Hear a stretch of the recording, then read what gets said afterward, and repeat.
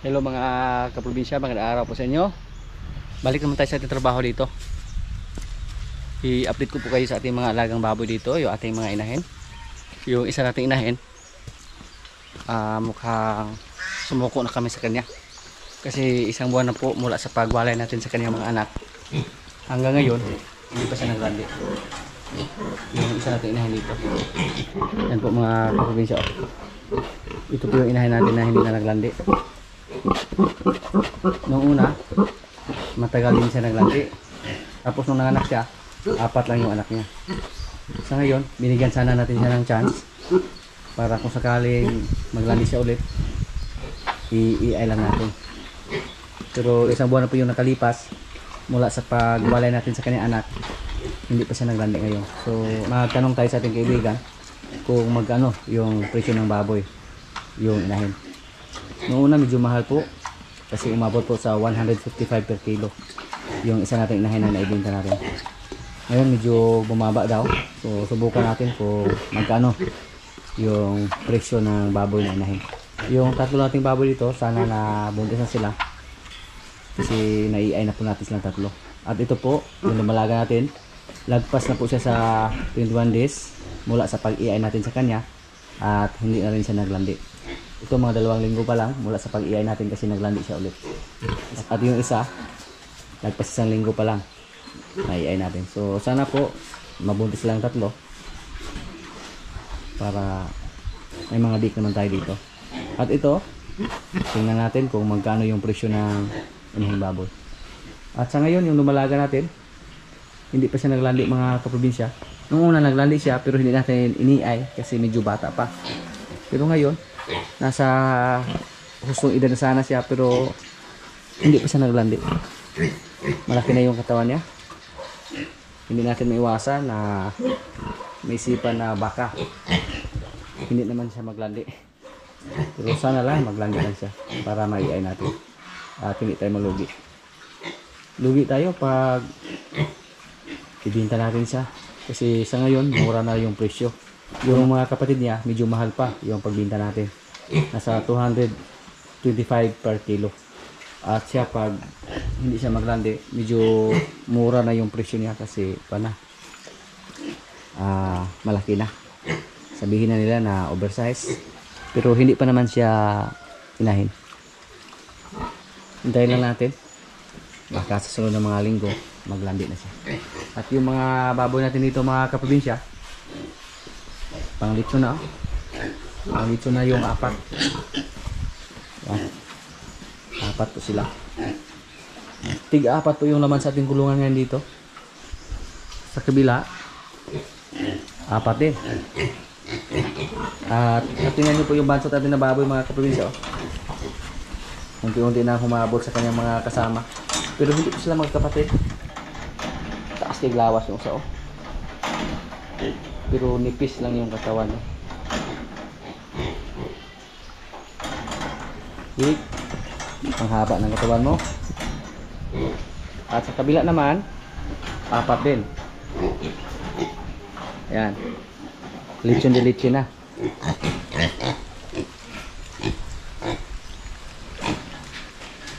Pero sa ngayon medyo mura po yung baboy na pang lechon. Hindi katulad pag December. So alagaan lang muna natin sila. Pero kung sakaling may pumunta dito at saka bibili ng pang lechon para panggamit lang or personal use lang, pwede naman tayo magbawas. I-try lang natin na ipatining yung mga baboy natin dito. Sana naman hindi bumagsak ng husto yung presyo ng baboy. Kung sakaling lumaki na sila. Kung sakaling maibinta na natin sila. Kasi sa ngayon, papalapit na po yung June, July at sa mga buwan na yan, yan po ang time na napakamura ng presyo ng baboy. Bumagsak ng husto. Dati po umabot pa sa 130 per kilo yung presyuhan ng mga patining last year. So sa ngayon, magbabakasakali lang tayo. Baka hindi bumagsak ng gusto. Kaya lang naman natin silang pakainin kasi 12 lang. Hindi katulad nung una na 35 heads yung ilaga natin. Malaki yung gusto natin. Malaki yung kapital na kailangan. Napakaganda mag-alaga ng baboy.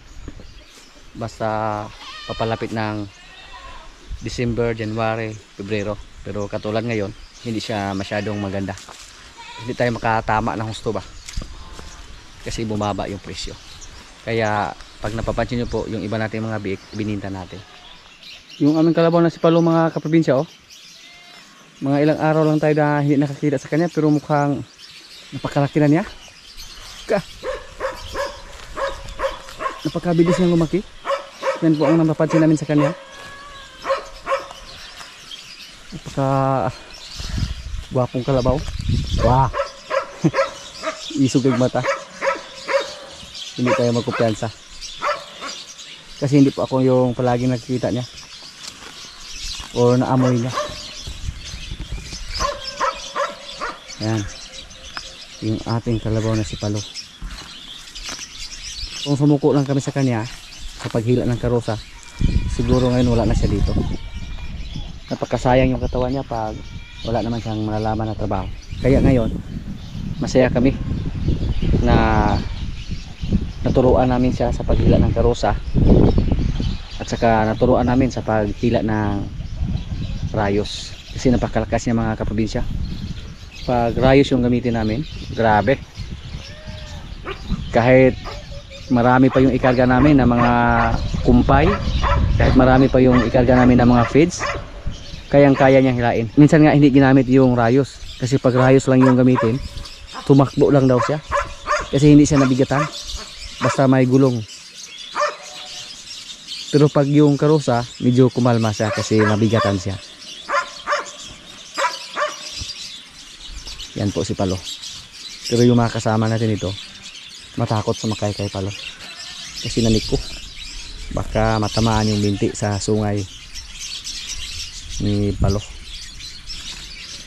Sabi ng ating mga kaibigan ito, napakalaking sapat na daw o napakalaking kalabaw na basta umabot sa dito ng mga 1 taon mula ngayon. At sana hindi lang magbago yung kanyang ugali. So sa ngayon po dito sa aming area, siya yung pinakamalaking kalabaw. At yung kulay niya mga kaprobinsya pabago-bago. Minsan maging itim, minsan mag-iba naman.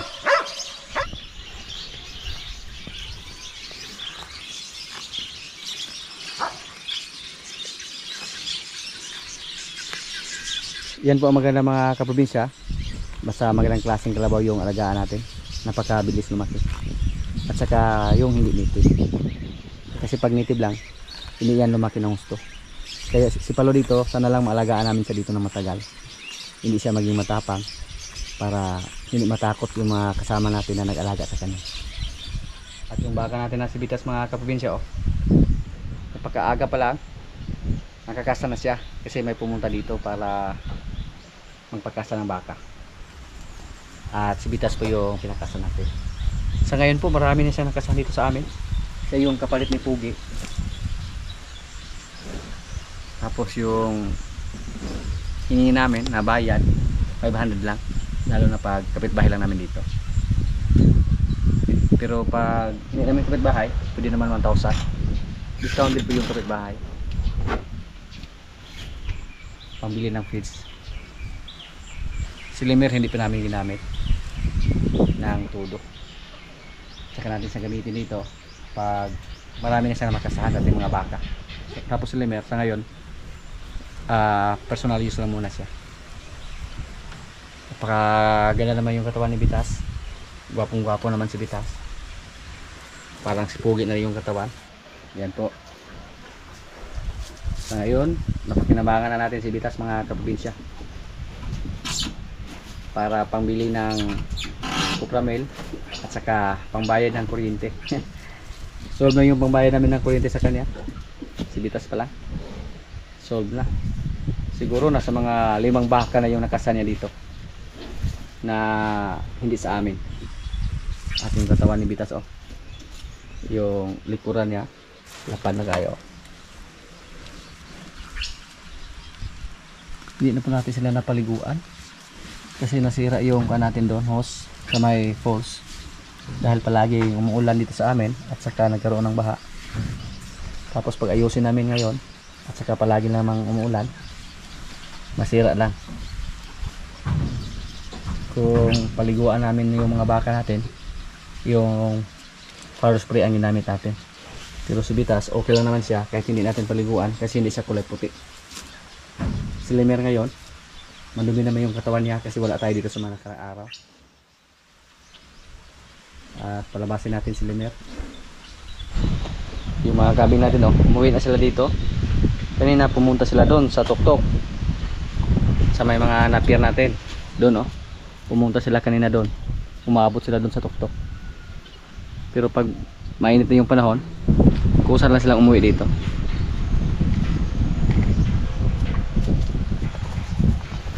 Lemer, buti naman si Lemer hindi siya pumunta kay Bitas. Parang takot siya kay Bitas, napakadumi naman sa katawan ni Lemer. Basta wala tayo dito, hindi daw nakapalabas at yung mga kasama kahapon. Wah, nasa busal yung tali niya kaya napaka tigas ng hilain. Pero bala ko po na ilipat yung kanyang tali. Agoy, hindi natin siyang kayang pigilan. Delikado tayo ngayon dito, wala tayong kasama.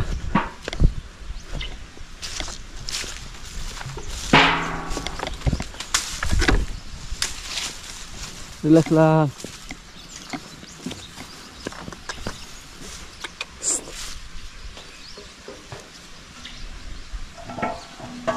Ilipat natin yung tali niya sa ilong. Hindi naman siya masyadong wild katulad sa iba nating mga baka dito. So okay lang pag nasa ilong yung tali. Tinadya po namin na may busal sila mga kaprobinsya para may backup na tali pa. Akala niya siguro caster naman. Wala ngayon, Lemer. Wala tayong baka na naglandi. Si Bitas yung naka-score ngayong umaga. Aga.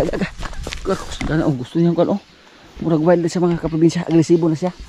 Hindi na siya katulad dati. Hindi siya katulad dati, parang naamoy niya na kuan. May baka naglandi kanina diyan. Agresibo na siya. Kondisyon na si Lemer mga kaprobinsya, sana po tuloy-tuloy na yan yung kondisyon niyang katawan para hindi tayo kabahan ba. Kasi minsan matamlay siya.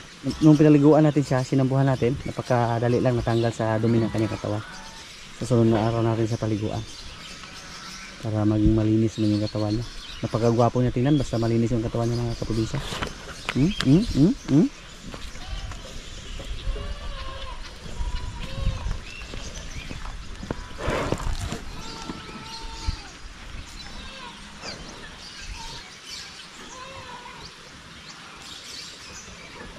Yung iba nating baka dito, hindi ko po kayang palabasin mag-isa mga kaprobinsya. Kasi napakatigas na hilain, tapos medyo agresibo sila or wild pag sila yung makalabas. Si Lemer medyo kalmado lang pag siya yung palabasin natin. Nasanay na siya. Pagkainin natin ng kupramen ngayon, si Palo. Tapos dalhin natin siya sa lubluban. Kasi medyo mainit na yung panahon.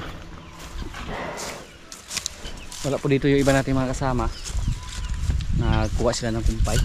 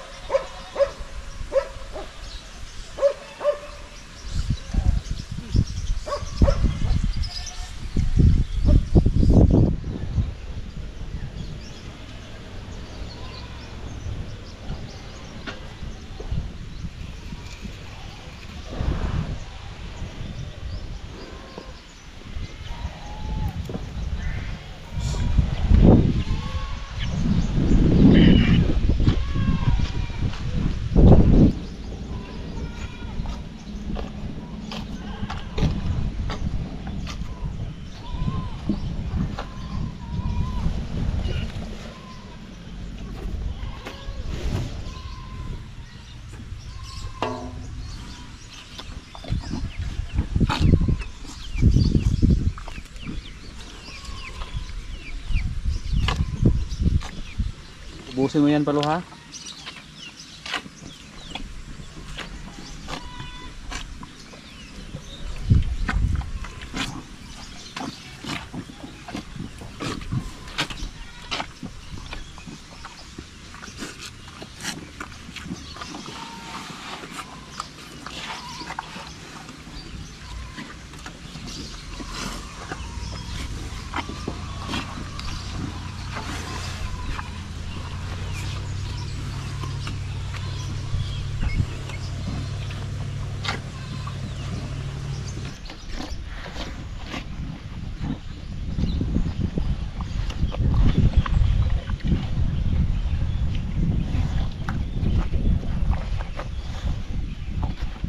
Ginilaan panipalo oh.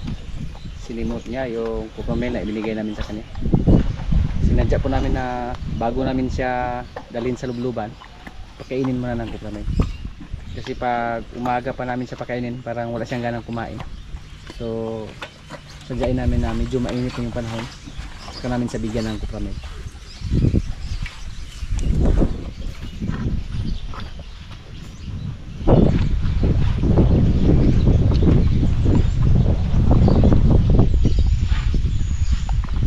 Yung kumain ng damo oh. Dito sa amin maraming damo kasi palaging umuulan, hindi katulad last year po, buwan na po ng Pebrero, Marso, patay na yung mga damo dito sa amin dahil sa napakatinding init. Pero ngayon maraming pagkain yung mga alaga natin, mga napir nga natin, marami. Sa ngayon meron pa tayong napir doon sa area 1 para pangtanim yun. Kung tuloy-tuloy yung pag-ulan dito, isprehan namin yung sa kabilang area para pangpatay ng damo. Kasi matagal po pag magtanggal ng damo, hindi madali yan.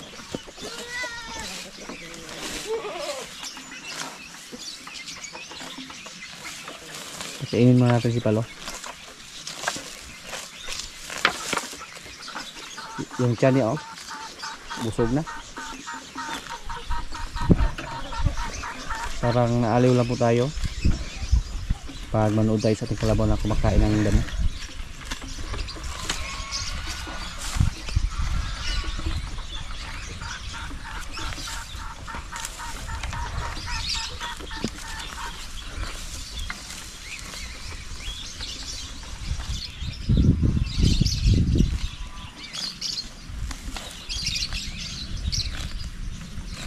Sa mga nakarang video po natin, may baka po tayo na pinalagaan doon sa bundok, napakapayat. Kasalanan na po sa nag-alaga mga kaprobinsya, basta payat yung baka. Kasalanan na po sa nag-alaga kasi napakaraming pagkain doon sa bundok. At hindi ko pa alam kung ano yung update ngayon ni pare, hindi pa siya nag-reply sa atin. Noong una yung update niya sa atin, hindi na daw makatayo yung baka. Siguro ihanda lang natin yung ating sarili kung ano may yung update niya, negative man or positive. Kaya sa ngayon mukhang nawalan tayo ng gana magpaalaga ng mga baka sa ibang tao, pero may mga kakilala naman tayo na gusto mag-alaga. Pero kung sakaling magpaalaga tayo, kailangan po natin na i-check yung background, baka magaling lang sila sa salita ba. May mga ganoon naman na magaling lang sa salita, pero pag sila na yung mag-alaga, hindi na nila maalagaan ng gusto yung hayop natin or baka, kalabaw man. Tama yan Palo, init na. Yan naman.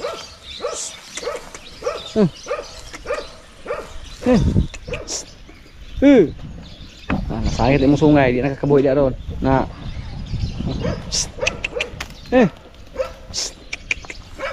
Gusto pa niyang kumain oh.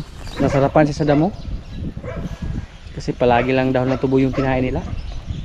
Paminsan-minsan lang siya makakain ng damo dito. Yung iba naming kalabaw, sila si Jean at si Paula, pinastol ni Brod. At si Bitang, yung baka natin, pinastol lang niya.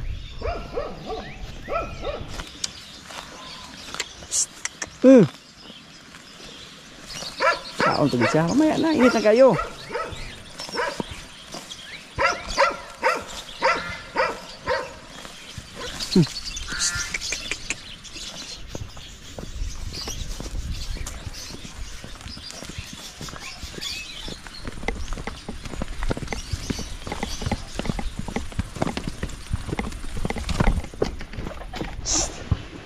Kain lang yung nasa isip ni Palo.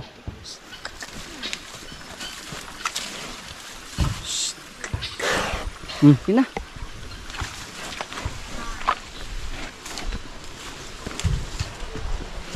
Uy, si Paula.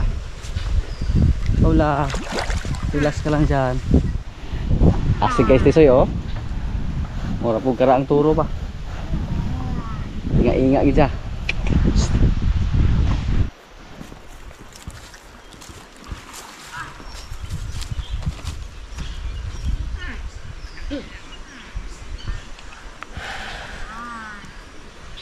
Iyo guys, akin dalo.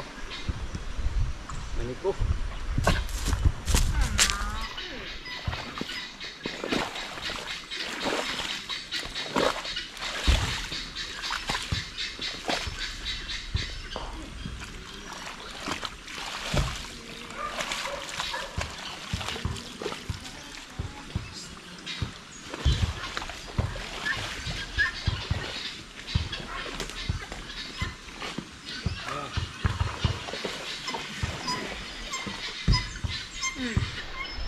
Wala po dito si Bugoy at si Jane.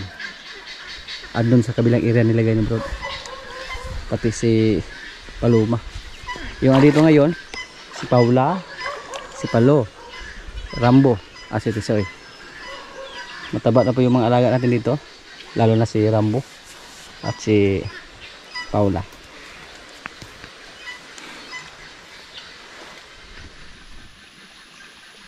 Yung ating mga koy, yung ating pakainin.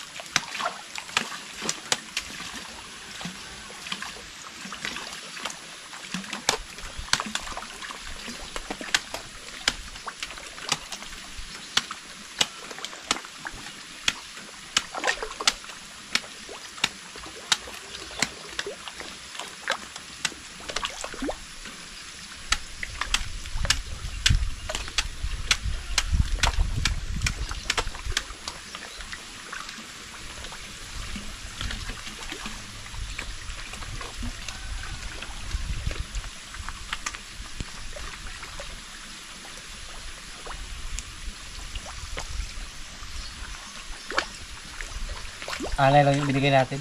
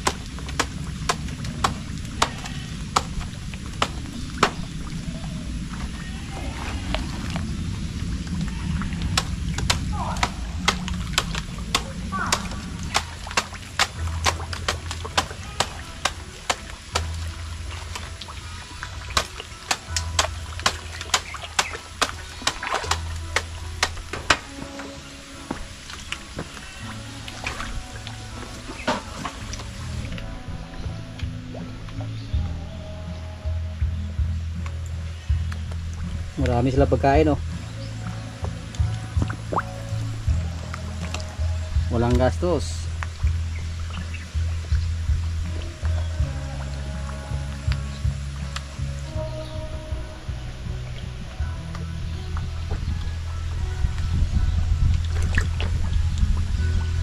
Nagpa-relax lang si Lemer. Relax ka lang muna, Mer, ha?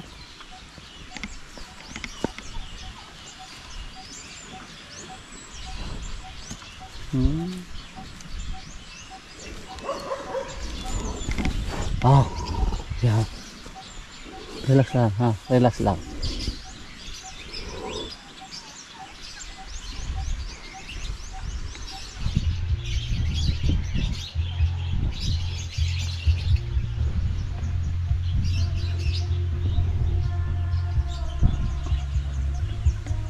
Sikip yung masal niya.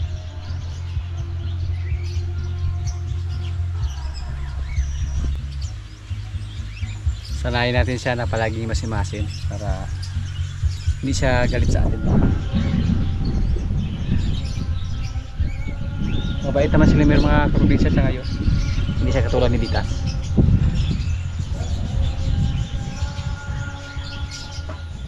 Mga kaprobinsya, kailan na po? Ito yung ulam namin, oh. Ulo ng baboy na may kuan, sitaw. Lami kayo. Galing yan kay Jason. Pista hapon. Yan. Ikanin. Lord, maraming salamat sa pagkain. So, kailan na? Okay, wala gagar kaon dito kusog.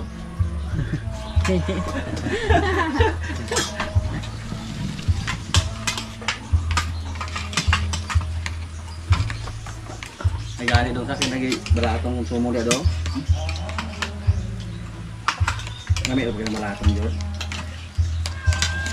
Kumo ko ang batong. Kumo kayo bisa lang wala kayo. Galingi lang ang talong. Magba isa? Galingi. Layo sumidya. Talmoy. Naglagay. Pero talong? Talong lo ya. Layo sumidya. Talong ba? Bingin. Hindi ka gawa sa do. Mo din na lang yung talong.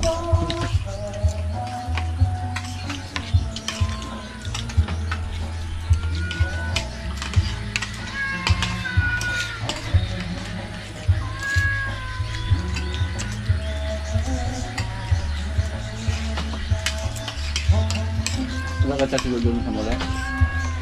Goodness mo, nagsususo.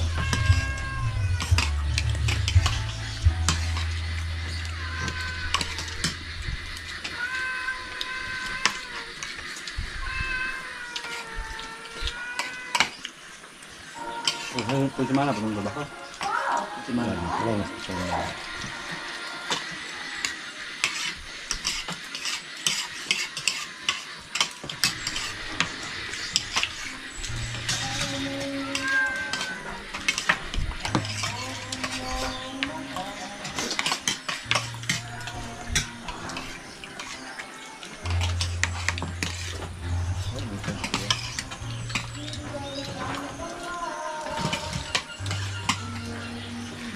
okay, nagpapot ng bino rin niya. Nagpapot ng bino. Motor si Burod. Alam ko may nakuha ang bino niya.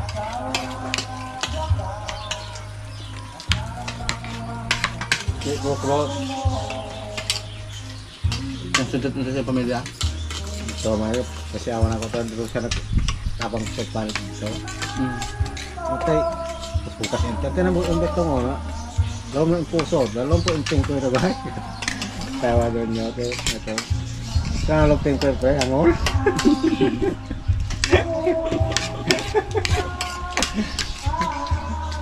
Ikaw yung ginaburot. Yapon. Ito sa adlaw. Ako sa alaw na. Ito nga na?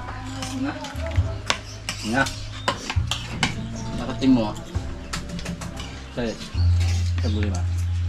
Wala mo lagi ulo. May lang ka. Naugo ma. Bulat na yung mga. Bulat si Gine.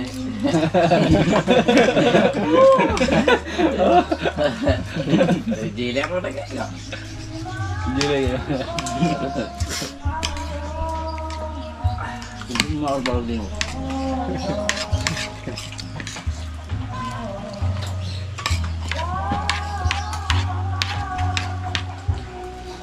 Hindi ko na ros talo ayos. Doon ko patalang kuha.